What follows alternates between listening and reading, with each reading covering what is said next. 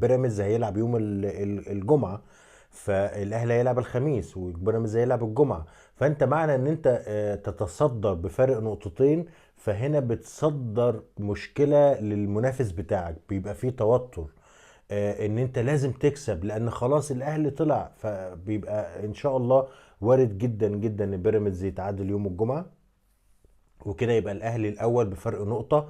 و يعني انت عارفين الاهلي لما بيوصل للمقدمة خلاص الموضوع ان شاء الله بيفضل مكمل معاه ان شاء الله، وناخد الدوري. الامل زاد جدا جدا جدا بعد هزيمة بيراميدز من فاركو. فيعني ان شاء الله باذن الله الدوري بيقرب. اهم حاجة نكسب كل الماتشات الاربع مباريات اللي جاية، وبعد كده بتاعت ربنا.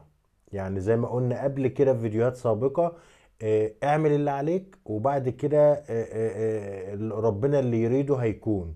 اخدت الدوري ان شاء الله هتبقى حافز قوي جدا جدا جدا لبطولة كأس العالم، ان انت تروح تأدي بشكل قوي وما يبقاش بقى تشريف تمثيل مشرف، لا، الاهلي رايح عشان يعدي الدور الثاني، وان شاء الله بعد كده لكل حدث حديث بإذن الله.